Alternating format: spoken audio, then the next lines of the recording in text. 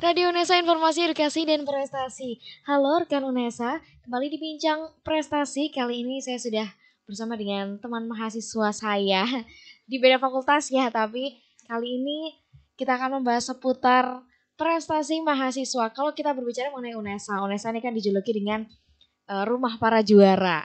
Salah satunya adalah Mbak Rizkia Rahmatullaili. Halo, assalamualaikum Mbak. Ya, waalaikumsalam. Bagaimana kabarnya hari ini, sehat? Alhamdulillah sehat. Alhamdulillah sehat.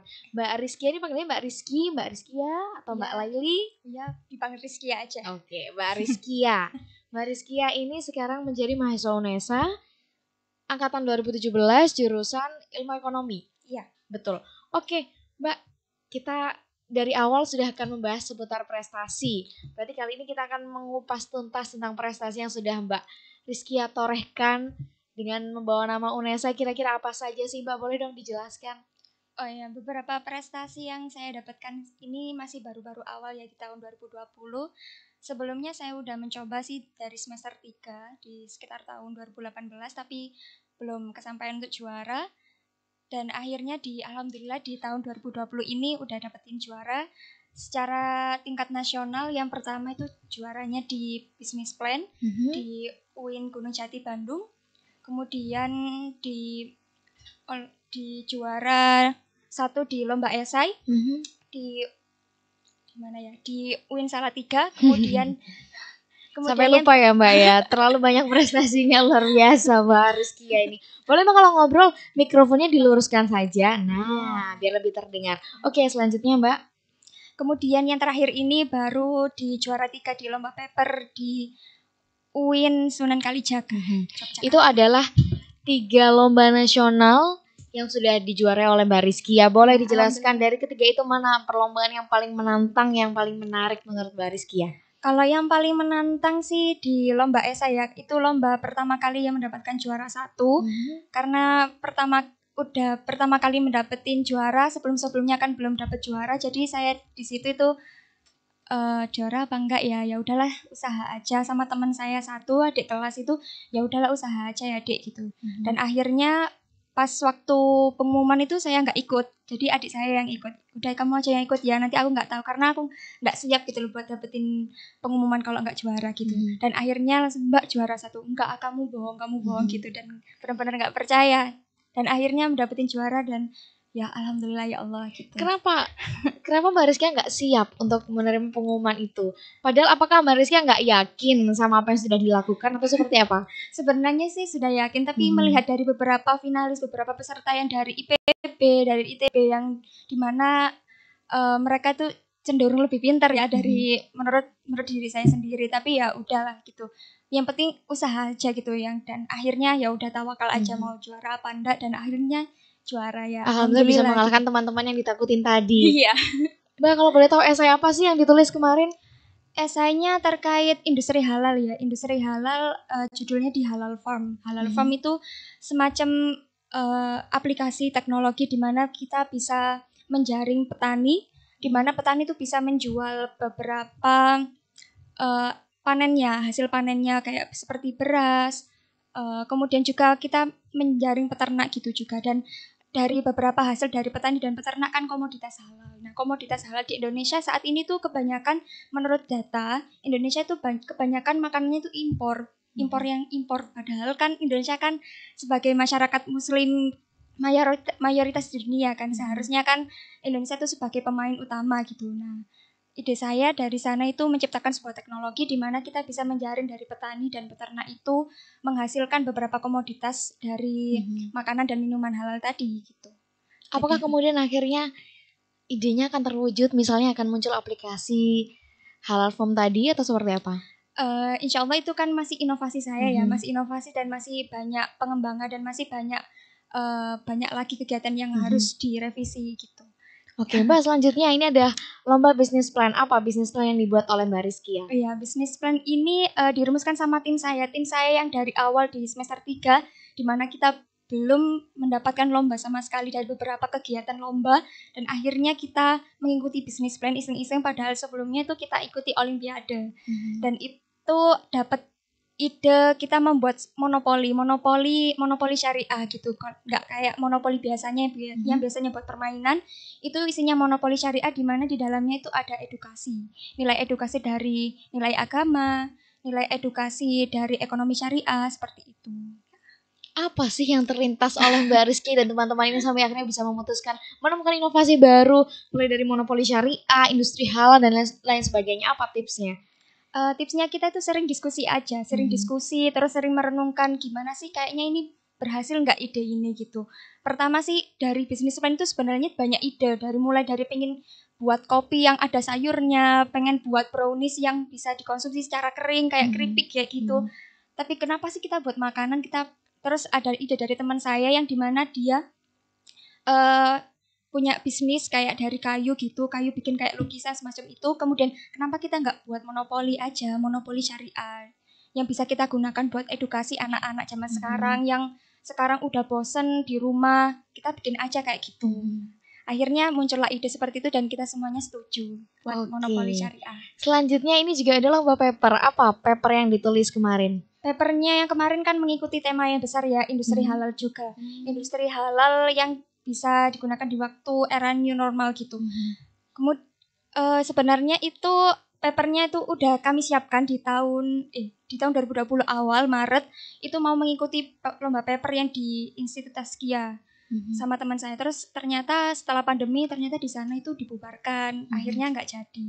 Terus akhirnya menunggu dan udah dapat yang lomba paper yang industri halal juga. Dan akhirnya kita mengikuti di sana. Judulnya itu kita lebih ke menjorok ke pariwisata halal. Di pariwisata halal gitu kita menciptakan sebuah aplikasi di mana kita itu menjaring masyarakat lokal serta UMKM sebagai penyedia fasilitas halal gitu. Karena sebanyak data yang kita ketahui itu Indonesia itu minim dari seperti paket tour halal gitu. Paket tour halal di mana paket tour halalnya itu kebanyakan di outbound. Outbound itu lebih menyiapkan paket travel seperti umroh dan haji di mana di dalam negaranya sendiri itu belum terfasilitasi seperti itu. Jadinya kita membuat sebuah aplikasi yang bisa memfasilitasi fasilitas halal di Indonesia, pariwisata halal di Indonesia, dan kita juga mencari masyarakatnya supaya mereka bisa merasakan dampak ekonominya gitu. Baik, dari 3 perlombaan tadi, ini kalau saya tangkap ini berarti kan perlombaannya berupa kayak karya tulis gitu kan, semua tentang menulis. Kenapa akhirnya Mbak Rizky memutuskan untuk mengikuti lomba yang menulis? Sebenarnya yang banyak orang itu akan merasa nulis itu susah. Mereka akan mengikuti lomba-lomba yang lebih praktis gitu kan, daripada menulis. Kenapa akhirnya Mbak Rizky memutuskan untuk mengikuti lomba-lomba yang menulis ini? Sebelumnya sih saya sendiri bukan orang yang pintar dalam menulis ya, masih banyak hal yang perlu saya ketahui di luar sana gitu. Karena dari awal sih tahun 2017 itu saya mengikuti kegiatan PIMBA itu khusus bagi maba ya. PIMBA itu Pekan Ilmiah Mahasiswa Baru. Nah itu kegiatannya kita membuat PKMGT. Nah di PKMGT itu saya mencoba sama tim hal-hal yang benar-benar tidak mungkin ya kan, karena PKMGT kan gagasan tertulis yang hal-hal yang benar-benar tidak mungkin gitu ya. Dan akhirnya mencoba dan akhirnya di sana gitu kita mendapatkan kesempatan menang gitu, juara 1 gitu. Dan alhamdulillah di sana setelah mendapatkan juara 1 saya memahami dari diri saya, kamu itu sebenarnya ada potensi buat menulis, tapi kamu belum mengembangkan gitu. Jadinya dari situ saya mencoba buat menulis. Sebenarnya untuk lomba menulis ini banyak dari lomba-lomba yang saya coba gitu sebelumnya. Mungkin dari sekitar 8 sampai 10 lomba esai maupun yang lainnya tapi belum lolos. Dan gitu ya udah sampai saat itu saya pikir masih butuh proses yang panjang gitu sampai di titik yang ini gitu. Mbak Rizky tadi mengatakan bahwa perlombaan ini merupakan perlombaan tim. Artinya terdiri dari lebih dari 2 orang ya Mbak ya? Bagaimana cara memutuskan atau menggabungkan banyak kepala ke dalam satu pemikiran yang sama? Itu yang cukup susah sih, terlihat dari karakternya tiap anaknya sih. Kalau yang dulu di bisnis plan itu kan udah dari beberapa lomba ya di tahun 2018 ya, dimulai tahun 2018 itu lomba bareng dan kita tuh memiliki pemikiran yang kuat gitu. Dari tiap orang itu memiliki ide sendiri. Ayo, aku seperti ini, aku seperti ini, aku seperti ini. Hingga di bisnis plan pun juga begitu. Saya mempunyai ide sendiri, teman saya mempunyai ide sendiri. Ya gitu. Akhirnya kita harus diskusi bareng-bareng. Aku mempunyai kelebihan seperti ini. Sepertinya implementasinya akan lebih bagus gitu. Kemudian ya akhirnya kita mengalah gitu ya. Bukannya mengalah sih, kita lebih setuju kepada ide yang lebih bagus seperti itu. Kemudian kalau yang di lomba esai sama di paper ini, karena teman-teman ini kayak lebih awal masuk ke dunia lomba gitu loh, belum mengenal dunia lomba. Kalau yang pertama itu di lomba esai itu sama adik tingkat. Kalau adik tingkat kan kadang kayak lebih menurut gitu, menurut sama katanya apa aja mbak, yang penting aku ngerjain apa kayak gitu. Tapi dari situ sih saya nggak mau menggurui dia gitu. Ayo dek, kamu ada konsep apa, nanti kita kembangin bareng kayak gitu. Tapi ya dia lebih nurut ke mbak kayak gitu, lebih nurut ke aku gitu. Dan mungkin sudah terlalu percaya dengan Mbak Rizky ya, karena memang sudah terlihat sangat mudah dipercaya gitu Mbak. Akhirnya kita percaya sama Mbak Rizky dan akhirnya kita bisa menang gitu kan Mbak.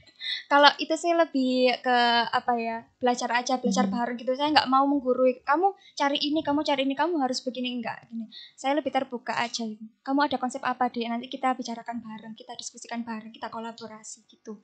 Kalau yang di paper ini juga ada angkatan 2017 sih, namanya Taufikur Rahman, sama yang adik tingkat namanya Rofiah, angkatan 18. Itu kita diskusi bareng. Kalau yang di Taufik itu dia benar-benar awal gitu mau ikut lomba. Sebelumnya dia tuh berfokusnya di organisasi gitu, karena dia kebetulan di tahun 2019 tuh dia ketua HIMA itu. Terus di tahun 2020 dia ingin ikut lomba bersama saya gitu, pengen mencoba dunia lomba gitu. Akhirnya ya dia itu wis manut ki gitu, mintanya tuh pengen ngerasain pengalamannya aja gitu. Jadinya dia mengikuti aja gitu. Kalau yang adik tingkat ini anaknya tuh tergolong pintar dan dia itu pemikirannya lebih kritis gitu. Jadinya gini, jadi misalkan kalau saya merumuskan sebuah ide atau gini, oh jangan gitu mbak, mungkin kayak gini gitu. Tapi dia tuh lebih menghormati pendapat saya dengan menambahkan pendapat yang lainnya gitu. Jadi tetap saling menghargai, tapi juga jika ada pendapat yang mungkin ada ide-ide lain juga tetap diomongkan gitu ya Mbak, saling terbuka, saling diskusi. Oke Mbak, kita akan bahas banyak lagi seputar prestasi-prestasi dari Mbak Rizky dan juga teman-teman. Jangan kemana-mana, tetap di Bincang Prestasi.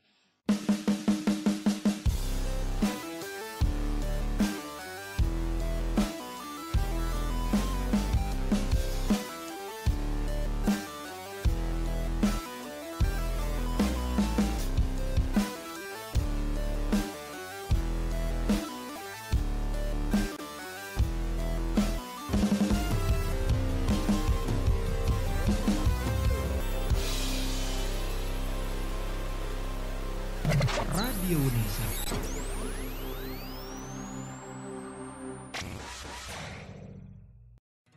Radio Unesa, informasi edukasi dan prestasi, hadir sejak 13 Februari 2020 bertepatan dengan Hari Radio Sedunia. Radio Unesa memenuhi kebutuhan informasi seluruh sivitas akademika Unesa dan masyarakat. Melalui informasi edukasi hingga hiburan disajikan selama 24 jam non-stop. Rekan Unesa bisa mendengarkan via streaming di radiounesa.com atau www.unesa.ac.id.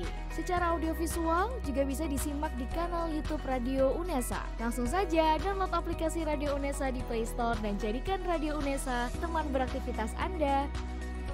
Inilah Radio Unesa, informasi edukasi dan prestasi.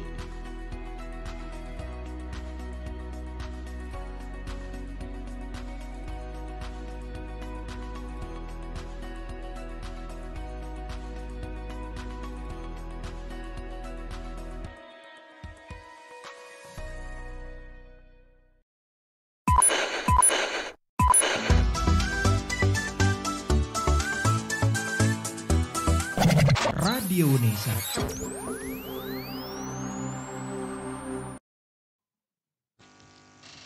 Radio Unesa, informasi edukasi dan prestasi. Masih dibincang prestasi dengan Mbak Rizky ya. Mbak, mungkin bisa disebutkan dong teman-teman yang ikutan lomba esai, lomba paper yang kemarin bersama Mbak Rizky dan bisa menjuarai lomba mewakili Unesa.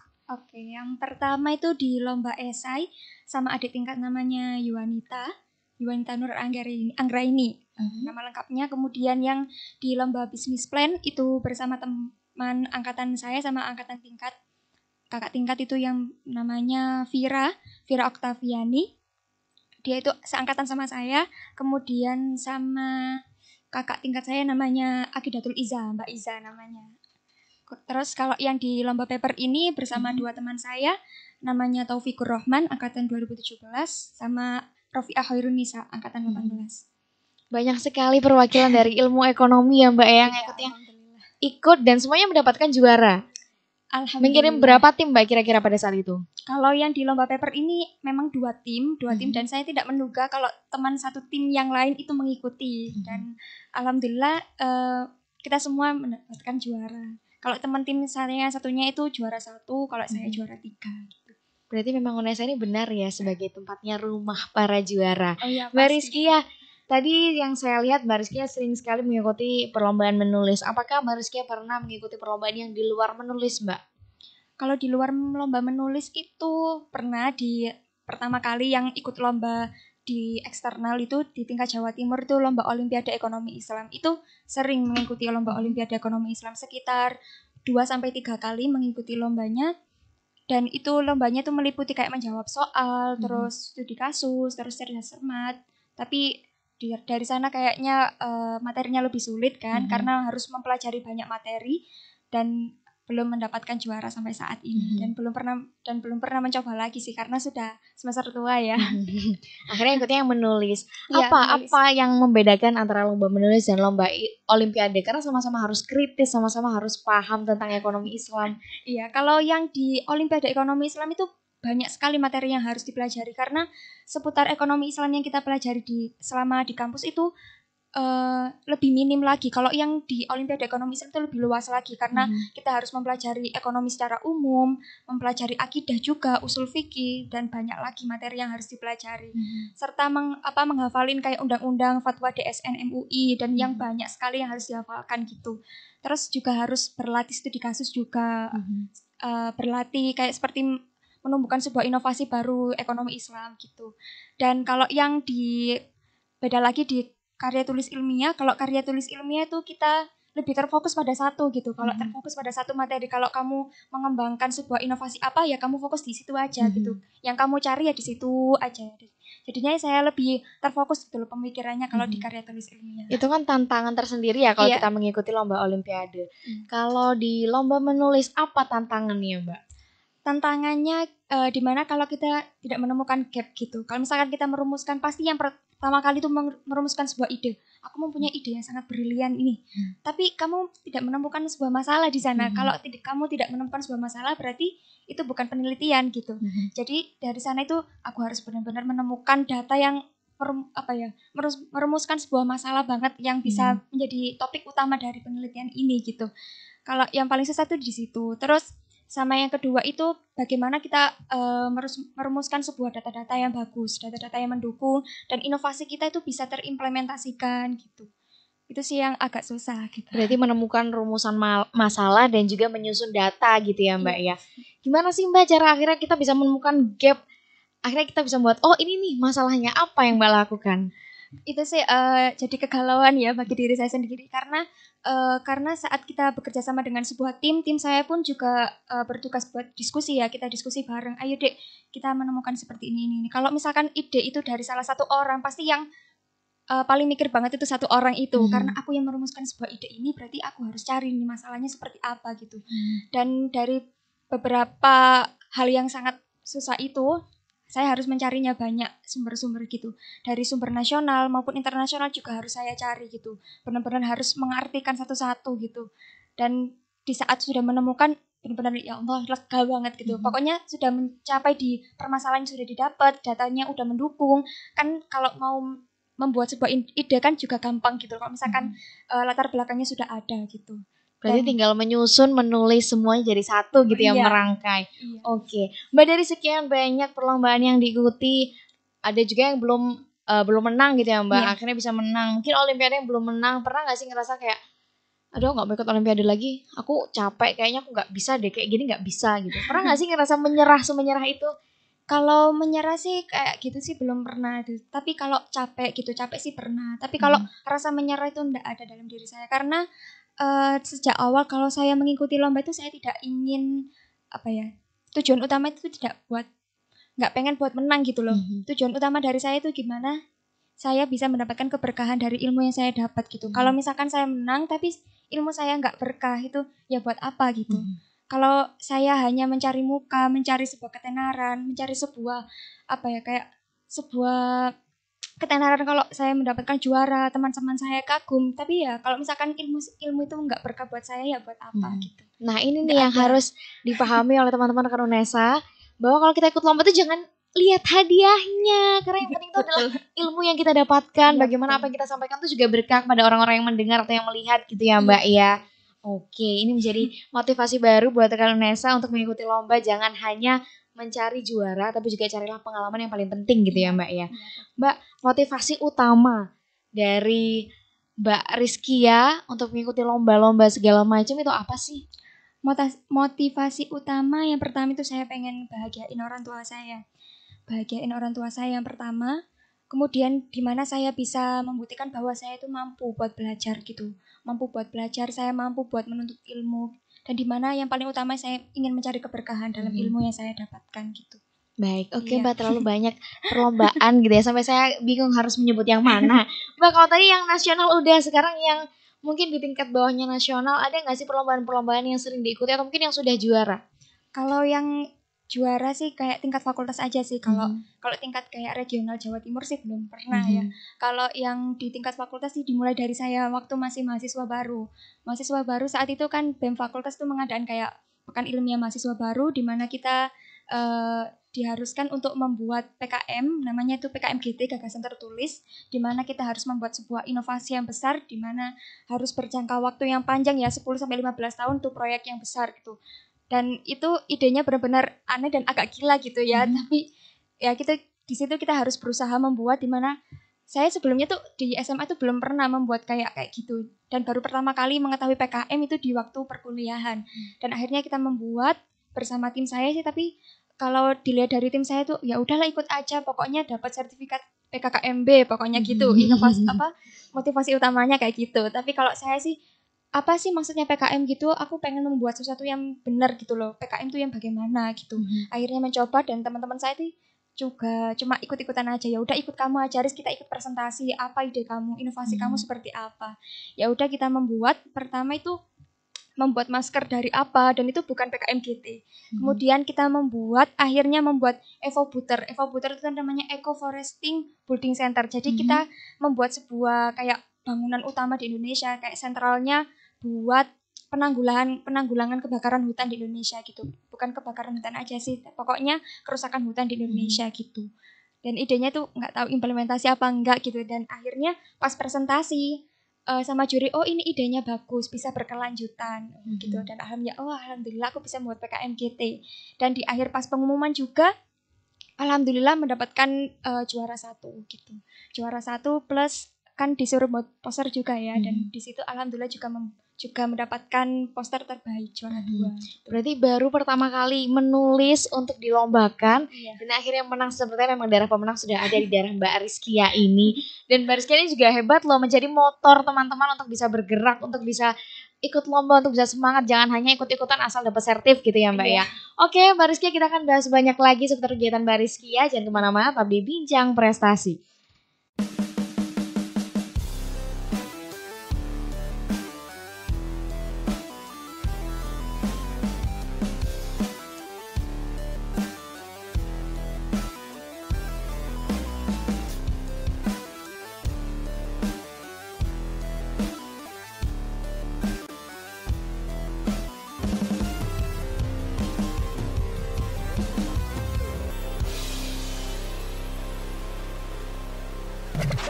Radio UNESA.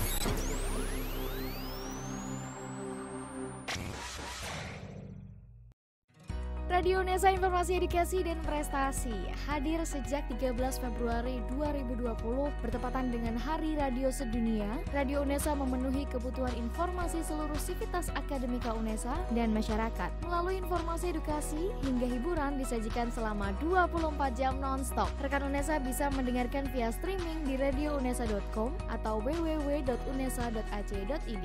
Secara audiovisual juga bisa disimak di kanal YouTube Radio UNESA. Langsung saja download aplikasi Radio UNESA di Play Store dan jadikan Radio UNESA teman beraktivitas Anda. Inilah Radio UNESA, informasi edukasi dan prestasi.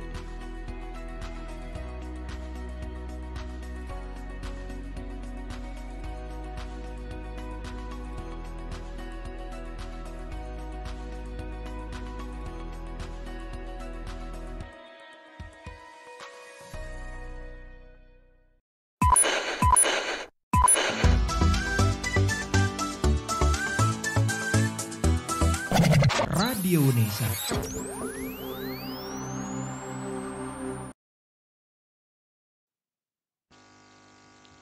Radio UNESA Informasi Edukasi dan Prestasi masih dibincang prestasi dengan Mbak Rizkia.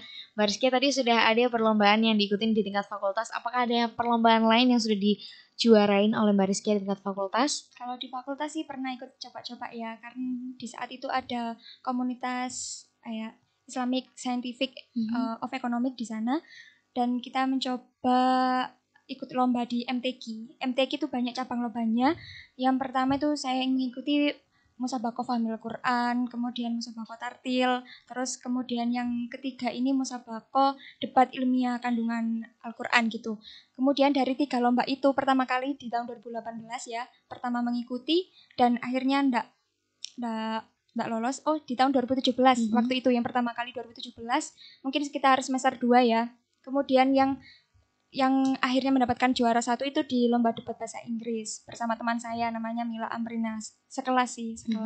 Kemudian di tahun 2018 mencoba ikut lomba dan akhirnya mengikutinya di Musabaqah Fahmil Quran. Musabaqah Fahmil Quran itu kita kayak cerdas cermat gitu.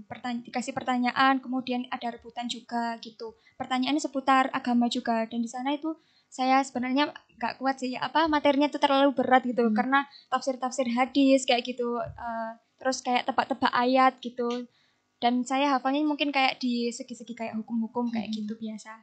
Terus akhirnya saya bergandengan dengan teman saya yang namanya Rofi'ah juga, Rofi'ah angkatan 18, dia itu dan alhamdulillah lumayan jago di bidang keagamaan karena dia dulu sempat mondok gitu, dan setelah mengikuti lomba itu dan akhirnya alhamdulillah menang gitu, kita mendapatkan juara 3. Masya Allah, tidak hanya menulis, ada juga lomba debat bahasa Inggris, cerdas cermat, dan juga lomba MTQ ya Mbak ya, dan semuanya dijuarain oleh Mbak Rizkia. Ini sebenarnya kegiatan sehari-hari Mbak Rizkia apa sih sampai akhirnya bisa memenangi semua perlombaan?